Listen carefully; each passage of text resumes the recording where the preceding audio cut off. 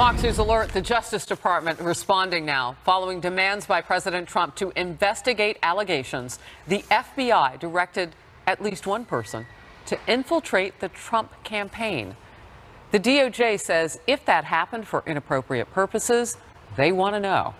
This is Outnumbered. I'm Harris Faulkner. Here today, host of Kennedy on Fox Business, Kennedy herself. Also from FBN, anchor of the Intelligence Report, Trish Regan.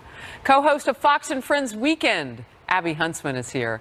And on the couch, doing some double duty today, Fox News political analyst and co-host of The Five, which happens 5 hours from now, Juan Williams is here.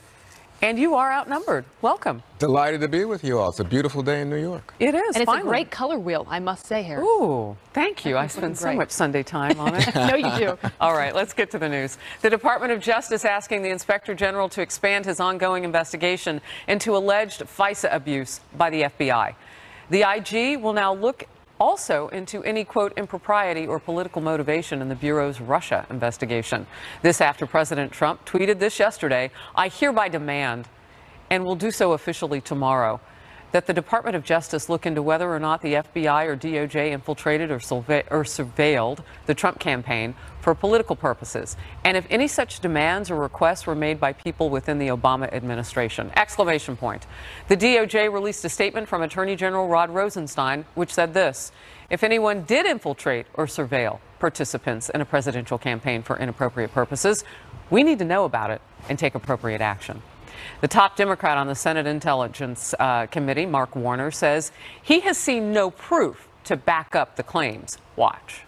I've not seen any evidence of that kind of truth of the claim the president's made. I would find that extraordinarily hard to believe. And on the flip, Republican House Intel Committee Chairman Devin Nunes says an investigation is necessary because of the seriousness of the allegations. If they ran a spy ring or an informant ring and they were paying people within the Trump campaign, if any of that is true, that is an absolute red line. There is not an honest person in this country that thinks it's okay if sources, informants, whatever you want to call them, go around and start passing out money all over the globe to do what? To secretly put yourself into a presidential campaign. That's not acceptable in this country. And there's more. The president's attorney, Rudy Giuliani, weighed in as well, saying that all this relates to Robert Mueller's investigation and arguing that Mueller's investigators must come clean on the role of a possible informant before the president would sit down for any interview with the special counsel. Wow, this is layered and getting intriguing. Juan? It reminds me of a fog machine, you know, those machines that throw up fog and you say, oh my gosh, I can't see anything. I don't know what's true. I don't know what's not true. And I think that's what the president's doing here. I mean, clearly the goal is to undermine Mueller and the intelligence agencies that really are the basis of this investigation. I think they're aiming specifically. Wait a minute, that's the goal, Trish? Oh, absolutely. I mean, you know, what's interesting here is two layers. One is, Harris, you got the sort of the idea that the Justice Department would be so politicized that they're responding to a tweet. No president's ever directed the Justice Department to go after people. And the second part is what I was talking about before, which is the media strategy. Can I just ask Juan, I mean, what is it exactly that you think happened here? Do you think somehow Donald Trump and the Russians conspired to make sure that he won the election and not Hillary Clinton? I don't know that. No, I do think that, I think what's been shown by our intelligence agencies, by the report from the Senate Intelligence Committee, that the Russians interfered in the campaign and had a clear intent to help Donald Trump win. But it doesn't seem like early on, because now we're getting a better sense of those days before the election even happened.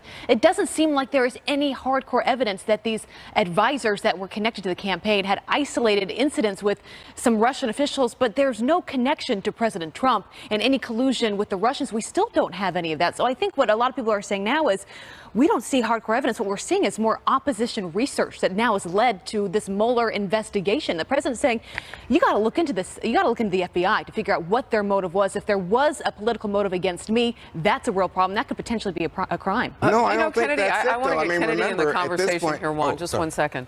You know what's kind of mind-boggling about this whole thing, though?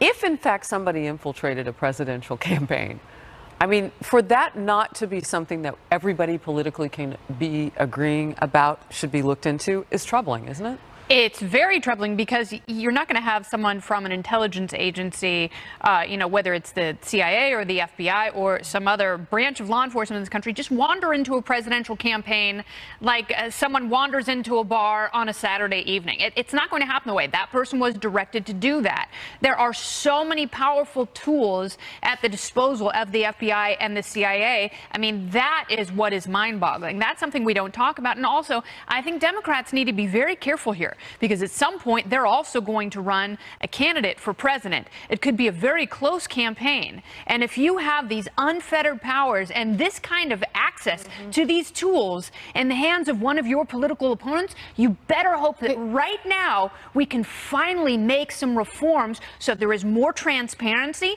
and so we dial back where there is too much power concentrated in the hands of the few. Because when those few become politicized and they start trying to change the outcome of the election, that's what is dangerous, that's what is un-American, and that's what we should all be incredibly concerned about. Don't forget that the Republicans, not just about Donald Trump. It shouldn't just be Devin Nunes concerned that, perhaps there was an infiltration in this campaign. That's not what concerns me. It is the system that has grown too powerful. Democrats, Republicans, third parties should be very concerned about that. That would allow it at all, any of it. I think the big problem is here that there was a threat to our democracy. And I think you have, in the case of George Papadopoulos, Carter Page, and others, prior contacts with Russians that then became known to our intelligence agencies. They then recruit someone, they ask someone who had been an informant in the past to help in terms of developing a relationship. Nobody was embedded in the campaign, which was the initial claim by a Trump tweet. That's gone. What we know now is they were using somebody to talk to some of the folks involved in the campaign. Okay, so now I'm going to stop you for a second, because I don't have a problem necessarily with that, provided all the intentions were above board and not what Kennedy was talking about. No, I don't think it was. And that's why I was. But you don't. Can I help you with your argument? Yes, I do, because what we know, in fact, I mean, we're not in the business of hurting agents, so we're not going to name anybody. But we know the scenario. The scenario. You know the agent's name too? Yeah, sure. Okay, so you feel with all confidence right now that you know all the facts. Then no, I don't know all the facts. Okay. I know a certain number of facts. There is potentially going to be an investigation into all this, and I would think that they can probably uncover some things that maybe we don't know. Correct, but that's what Rod Rosenstein said he would do. And I think it's an interesting. Right move, though, isn't it? I mean, the right move. We should know the answers to this. What the heck was this guy doing there initially within, or guy or gal, since we're not naming anyone, in the campaign itself? And then you got to ask, was it politically motivated, or was there actually a security? And that's the investigation that will happen. By the way, the president has the power to declassify all of this material right from the FBI. So if he really wanted to do that, and he was like, I've got nothing to hide here, we all need to know these facts, the facts that Devin Nunes and Trey Gowdy are asking for that they still have not received. The president has every opportunity, every right to get those released. And they're also asking for, fewer redactions so they can read them, not necessarily to make them public. But they also have to I would warn, if you think the president and his administration and his appointees are so fascist and so authoritarian, then you better be very careful about siding with deep staters in the FBI and the CIA, because if they are so politicized under this fascist regime, they will use those powerful weapons against you. Be very mindful of that. Yeah. Well, no, I think you're making a libertarian argument about the power of government, and I appreciate that, but that is not relevant to this discussion, in which we have a situation where it's the president using the power of the presidency to politicize the Justice Department. He's saying the opposite's going on. Well, let me finish. He's saying it's in the reverse. Rod Rosenstein, I think, is trying to basically placate a president that over the weekend, in terms of his tweets, was in a rage about this investigation. But aren't you, as an American, in a bit of a rage? I mean, doesn't that bother you? Now, that intelligence agencies pursue Russian interference in our campaign? Intelligence agencies were there for legitimate reasons. Yes. So, yes, if they had real intelligence that suggested that, well, then that's the story, and we better be working. And I wouldn't have been surprised if it was on both sides, if that was the case. It didn't matter to them. We don't know that. Step in with one thing that you said, because you said, well, Kennedy's making a libertarian argument. Kennedy is making the neutral argument. No, I don't think so. No, she's saying that government can be too big and too powerful. Well, but No, that's they're just something- not doing their job. They're not staying within the scope of what their duty is. No, right? If I don't- anything is politically motivated, if they find that, that's not their job. Absolutely right. And that's the problem, is the Yeah. abuse of power. It's Right. not good, trustworthy people who have certain tools And that's who not a want to keep the libertarian country thing. safe. That's an American thing. No, Yeah, but- it is the few people who want to abuse both. that power. And guess what? if those people happen to be political, and if those people want to change the outcome of an election, and they may want to do that in 2.5 years, they may want to do that But in Kennedy, 6.5 years, who was and in then charge? you have to be. Who was in charge during these early days under the Obama administration? James Clapper, John Brennan, who we've all heard from recently. They've made it very clear how they feel about President Trump. And James Clapper Comey, said and Trump is an President, agent for if the So when you anything look at- is true, it so when flies you in the look face at- of what President Obama has When said. you look Sorry. at the information that the intel, on one side, the GOP intel leadership is trying to get, and then you look at the letter that Representative Jim Jordan and some others from the Freedom Caucus wrote directly to the president saying exactly what you said. You have the power to declassify and move some of this material forward so we can read it in an unredacted or a more unredacted manner. That tells me that there's more to look at here.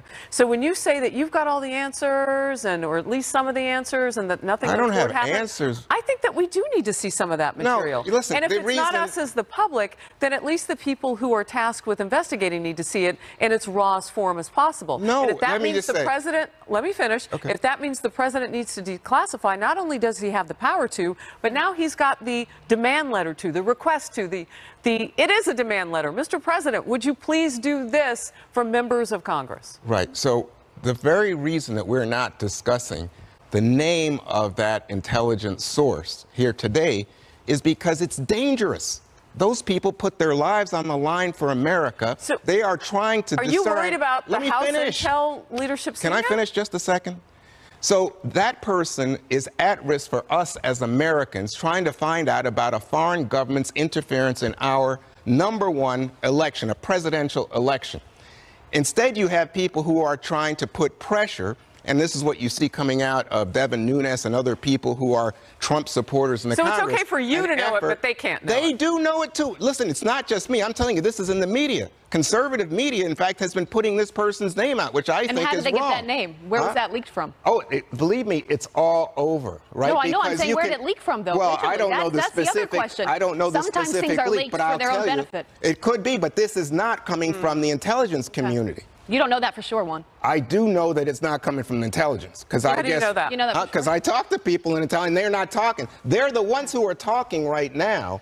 Are people on the Trump side who want this out, and I think you hear this: the attacks on Jim Comey, the attacks and pressure on Rod Rosenstein right now. And I think that's why Rosenstein has allowed the Congress to look at FISA memos. He's revealed a memo about the firing of Jim Comey. He's put out text between FBI. It's just unbelievable. Guess We've what, never Harris? seen It must be so wonderful to have those secret and psychic powers. This is the problem with statism, is you feel like you know better than everybody else, and because you know better, other people cannot make their own decisions. It is so incredibly problematic. If that was the case, that would be terrible. Well put. That brand Because of guess thing. what? I think journalists should be asking questions endlessly. But at some point, you also think, hey, wait a second. At what point am I, in fact, serving someone's political agenda here as opposed to finding out the facts? And I think that's what we're So seeing. which We're in journalists the are middle not- of a big Whose fight. political agenda are you serving? I'm serving. I hope I speak the truth as an American. Okay. And you Your don't truth think or that there my are other truth? journalists who are asking enough questions? No, I think journalists are asking questions, but in this environment, 24 hours, constant, the twittering and all that, we get deluged. And I think that's why I said it's like a fog machine. It just invites confusion. The viewers today listening, Well, that's saying, why it what's helps the to truth here? have Because the president's saying all it's the like, oh my information. God. But you said what? There are Juan, some you real have all the facts. answers, though, so you're better off than all of us. No, I don't have all the answers. And guess at what, all. Harris, there's a potential end date, September 1. There could be an Yeah. interview Yeah, in that's what July Giuliani between said. President Trump and Mueller. I And mean, if that Mueller happens, says he wants to try to get that interview if he can. Yeah. And now you've got the president's attorney saying, well, we need to know what happened if our campaign was infiltrated for untoward purposes. and interview the spy, the Yeah. informant, to get that information. So, I don't know, maybe they can interview him on without the name getting out there. I'm not sure. You don't seem to have faith in anybody, though. Well, if it's the Congress, I think they'd use it. Which for is a way to stifle information if you keep saying that it's all going to leak. Let's move. A tougher stance on Iran. Why the U.S. is warning the rogue nation it could face the toughest sanctions in history. All part of Secretary of State Mike Pompeo's first major address in his new post. Post or after the Iran deal, what he sees. South Korea's president heading to the United States today to continue talking on a potential historic sit-down between President Trump and Kim Jong-un of the North. Details on what we're learning as a top Republican says the president aims to see the end of North Korea's nuclear threat, one way or the other. If they pull out, they play him, that we're going to end North Korea's threat to the American homeland in his first term, and I'll let you surmise as to what that might look like.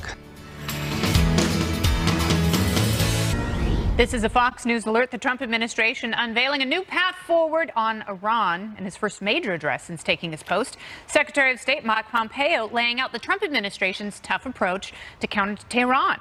This coming just 2 weeks after the president pulled the U.S. out of the nuclear deal brokered by President Obama. Mr. Pompeo threatening, quote, the strongest sanctions in history on Iran. Watch. The sting of sanctions will be painful if the regime does not change its course from the unacceptable and unproductive path it has chosen to one that rejoins the League of Nations. These will indeed end up being the strongest sanctions in history when we are complete. Iran will be forced to make a choice. Either fight to keep its economy off life support at home or keep squandering precious wealth on fights abroad. It will not have the resources to do both. All right, Pompeo's comments come as some of America's European allies continue to voice concerns over the president's decision to withdraw from the nuclear deal.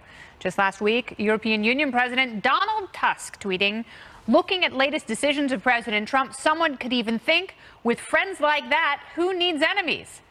But frankly, EU should be grateful. Thanks to him, we got rid of all illusions. We realized that if you need a helping hand, you will find one at the end of your arm. So what exactly is he saying there, Juan? Well, this is, I mean... Head, shoulders, knees, and toes? Yeah, I mean, on the one hand, you just have to think, why are the Europeans, you know, taking such a separate path? Because as much as Secretary Pompeo is right and we can impose added sanctions on Iran, if they're doing all business with Europe, you know, with the Germans, the Italians, the French, I mean, so our sanctions then become really inoperable. So it doesn't matter. In fact, it will cost some of our big airline manufacturers and the like business. And will it, in fact, have the effect of somehow pulling back the curtain on Iran's terrorist activities? Because they have been sponsoring. Well, Boeing's already pushed back and said they're going to be fine. Well, let's hope. Okay, so let me ask you a quick question, because I definitely want to bring everyone into this discussion. So if you somehow just sort of rejigger this deal, which, you know, obviously the president has pulled out, and you are able to impose sanctions in a way that Europe, okay, so here's the thing. Europe obviously has no problem funding terror. And this is all about Hezbollah, because if you separate having a nuclear weapon, which, you know, adherents of the Obama cult believe that Iran no longer has that capability and they're completely trustworthy in that regard, you still have the problem of Hezbollah. So Europe is fine funding a regime and funneling money through European banks, sanctioned banks, into Tehran, and they don't have a problem with Hezbollah at all. Well, I'm no defender of the Europeans on this, because I agree with you that Iran clearly has been involved in subsidizing, funding terrorist activity. Yes. But the difference, I think, if people were standing here who are European would say, is the goal was to deny Iran nuclear weapons. And that's what we did. And that everybody, all the international inspectors, even the U.S. Congress, has certified Iran was not in violation of that. All right. I think it's, well, we got some evidence from the Israelis that indicated otherwise. And our president made a decision that suggested he believed otherwise. So given where we are now, I think part of this question is, can we actually enforce the sanctions in a way that inflict some pain in order to generate some behavioral differences from Iran? And I think the answer to that is absolutely, positively yes. And that's because we are the world's biggest economy. We matter more than Iran and the Germans, the French, the Italians. That's true. Rather do business with us than needs them. the United States. Europe needs this growing economy. That's There's why no they might doubt follow about that.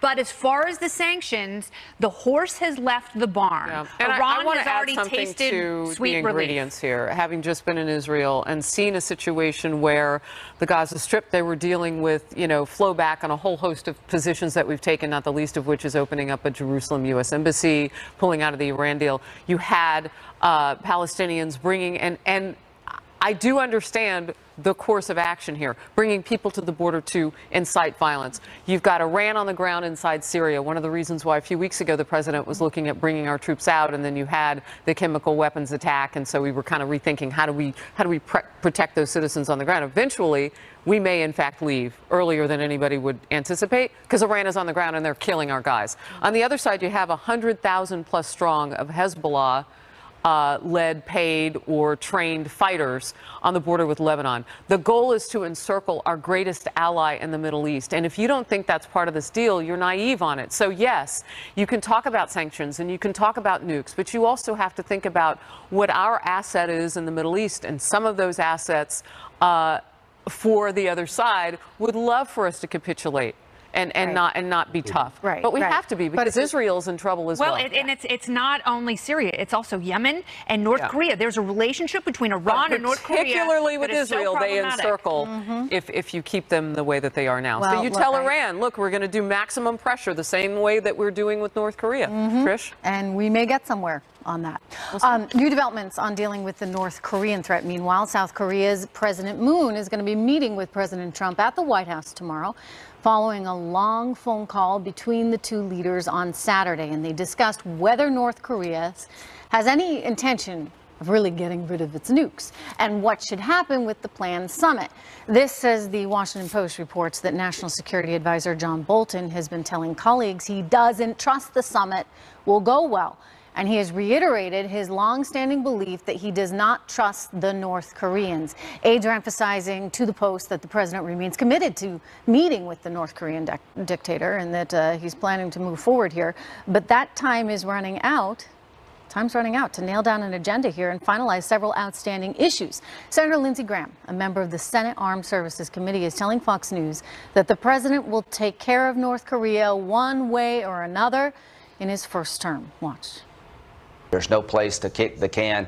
President Trump told me 3 days ago that he wants to end this in a win-win way. He thinks that's possible, but if they pull out, they play him, that we're going to end North Korea's threat to the American homeland in his first term, and I'll let you surmise as to what that might look like.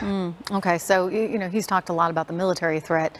We've talked a lot, at least I have, about the economic threat and sanctions and what that has meant, not just to North Korea, but also to China. But let me ask you this, Kennedy, can the president be successful here? The president can absolutely be successful. And what you're saying, it's interesting because it's kind of like mean girls diplomacy, because when South Korea and the United States are talking, they are the plastics, and they are keeping North Korea, Lindsey Lohan, on the outside of this conversation. Now, North Korea changed its tone when China reinserted itself into the dialogue.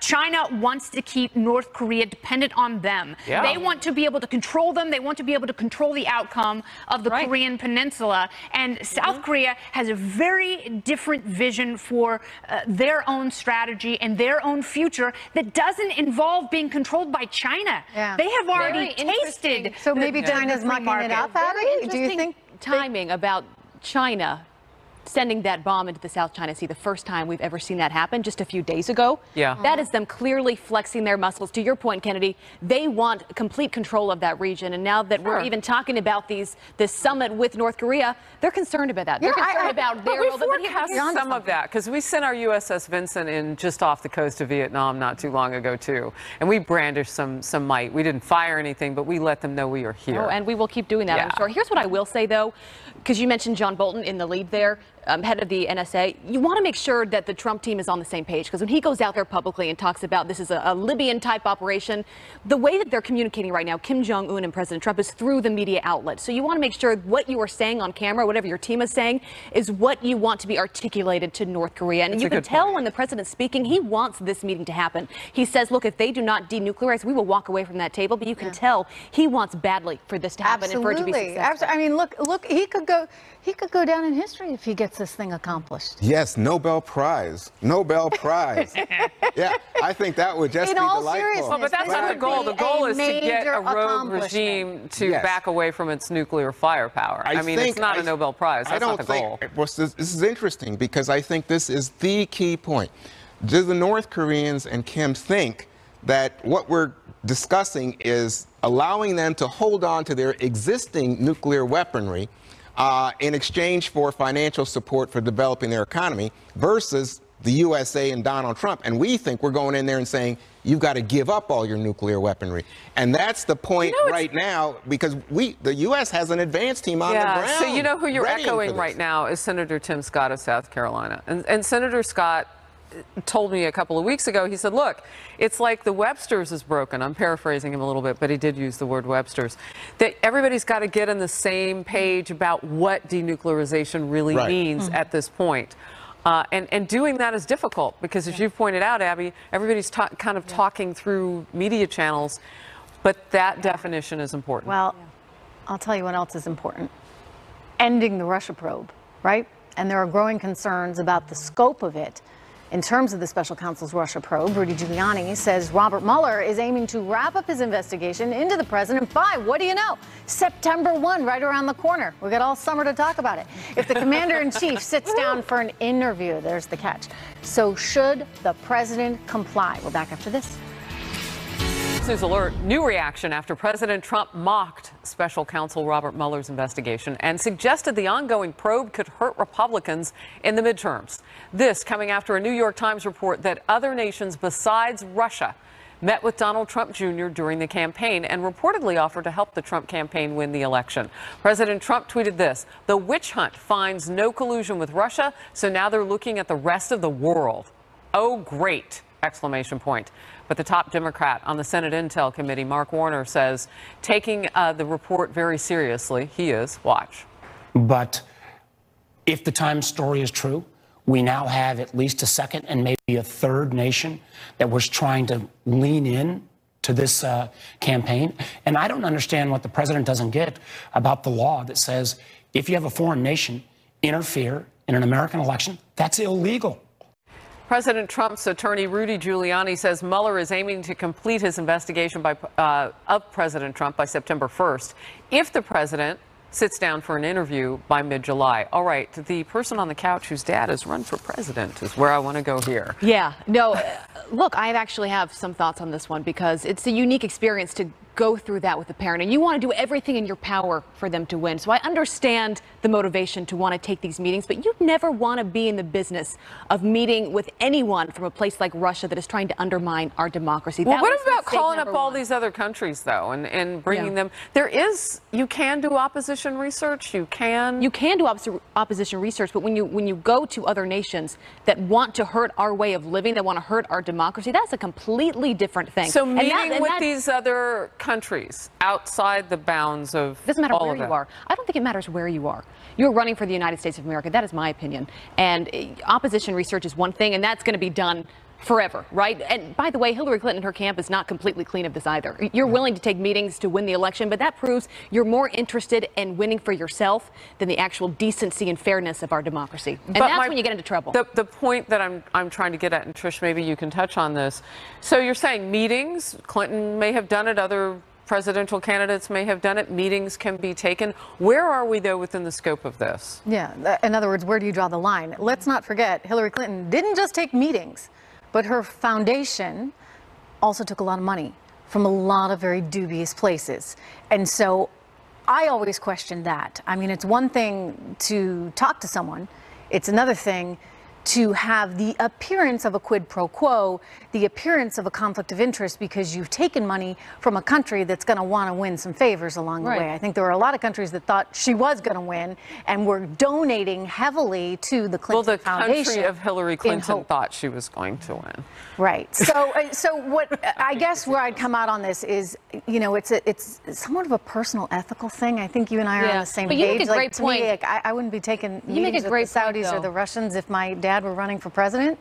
You get that subject line in the email. Russian officials want to, or just Russian individuals want to meet with you. They have opposition research on the person you're running against. That's an immediate and no, because I think Trish makes a great point. There's always something they want in return, and that is not a place you want to be. Kennedy? Absolutely right. I mean, and that's, I think what instilled the fear and desperation in the Trump campaign was knowing that you're working with a machine like the Clintons and the Clinton Foundation, and this is their fourth presidential contest. They have been through this. They know how to gather the resources and build an army, and here you have, you know, really a bunch of political neophytes trying to play in the same playground. And, you know, the question is, what do you do? How far do you go? You know, there were lines that were clearly overstepped by at least some people within the campaign, but I'm not so certain that Hillary Clinton and her operatives weren't doing the exact same thing. She just didn't be a hell of a story if the Clinton people were meeting with foreign governments. Okay, but if every time Huma Abedin and Doug Band scheduled a meeting with then Secretary of State Clinton with a Clinton Foundation donor, if that were met with the same level of scrutiny, can you imagine? Well, it was, because that was front page news in the big papers. I mean, from the New York Times to the Washington Post to the Wall Street Journal, all of them were on that foundation angle. The key here, and I just come back to it, is I think most people know that you can't have a foreign government involved in an American election. That's just You're American. You're American before you are Republican or Democrat. That should always be. I don't have a problem with that at all. And I think anyone who's running for president now knows that this isn't worth it. They see what happened on both sides, and they realize it is just not worth it. I just ask some basic questions, because this is, you know, where we're going with this. We're talking about it. But if it's not Russia, if it's all these other countries, I mean, where are we going with this one? What is the end game in all of this? Is there a penalty that will be applied? I mean, no, I think Kennedy's onto something when she says maybe it's education. I don't know. I thought everybody who's a political pro knew this. We're increasingly becoming protectionist, not just economically, but even socially, and the idea of others having influence in the campaign from around the world, that's going to be out the window. Well, it wasn't about influence. Remember, they're buying something. That's what you were saying, Abby. Let's move on. Another critical round of GOP primaries set for tomorrow. As political analysts say, Republicans in the Trump era have new reasons to be hopeful. Can the president propel GOP candidates to victory? Or will he have another effect on the party? New analysis may surprise you. Stay close.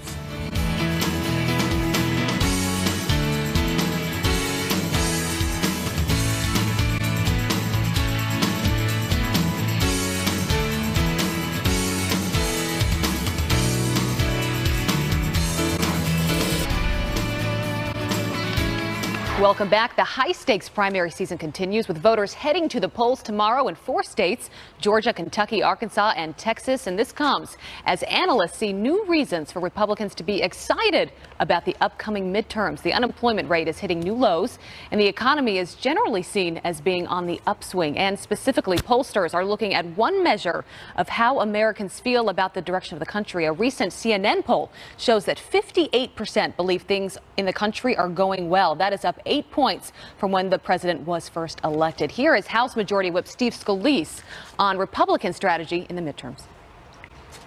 The battle for keeping the House, number one, focuses on staying on track, on getting the economy moving again, which we've started to do with the tax cut bill. Most Americans, their main focus is still the economy. And we've been laser focused on getting the economy moving again, working with a president who gets it, who understands that getting rid of regulations and cutting taxes is really a recipe for getting the economy moving again. But as you might imagine, Democrats have a different take.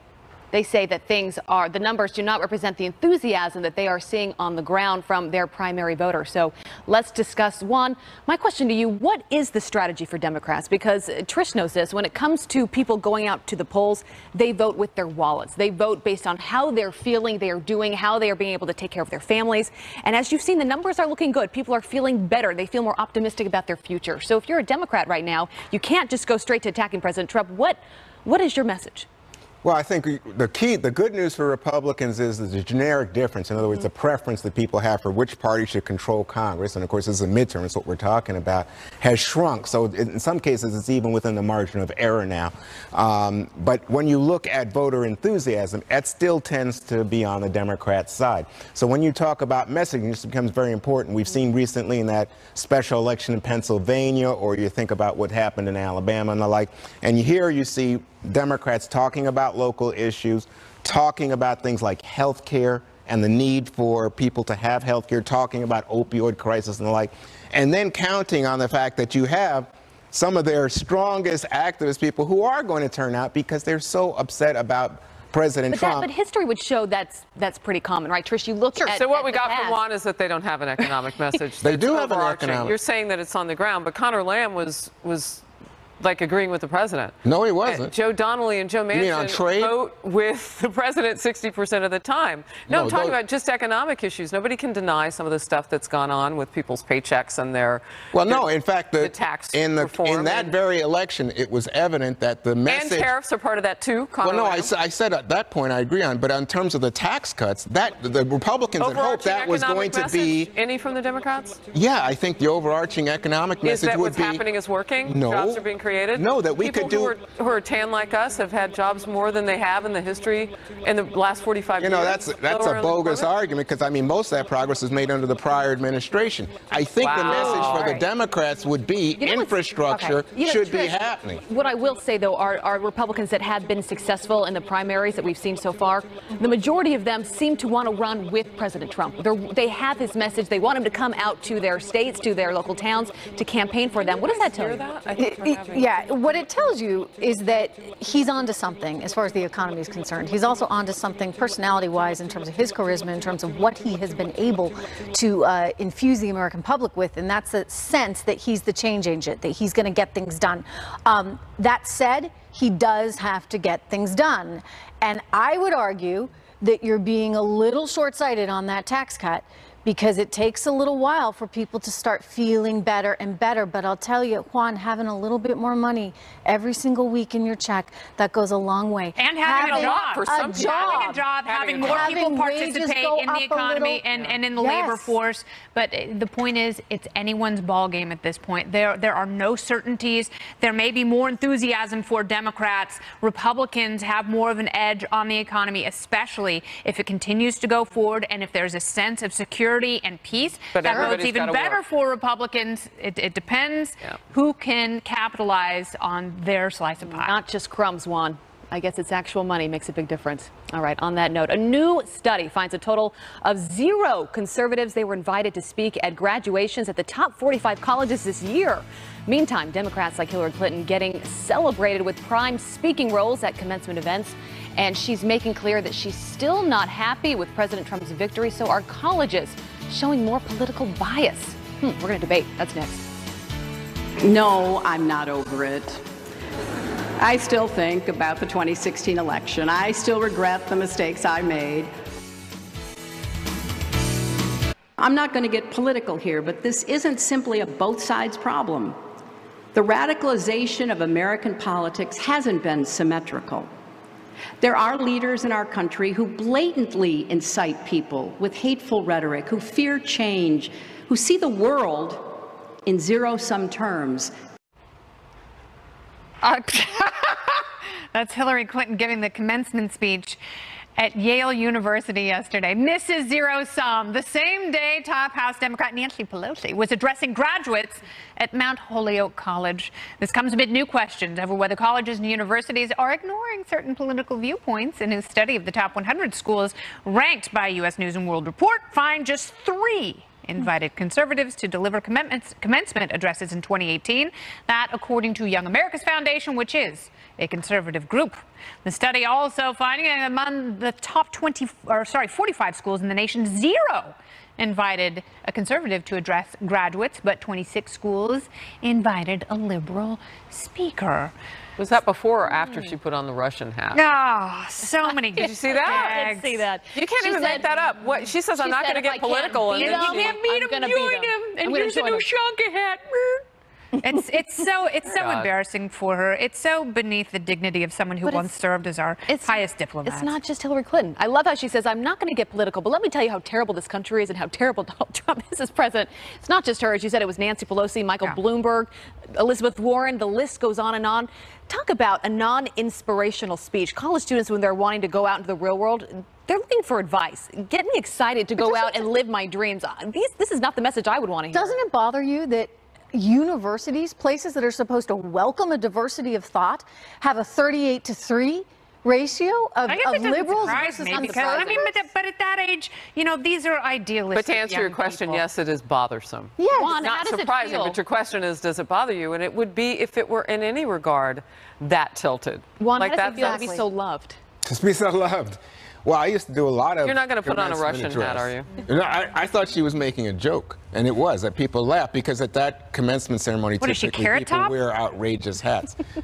Carrot Top, that's good. Oh, you think it's an accident that she chose that one?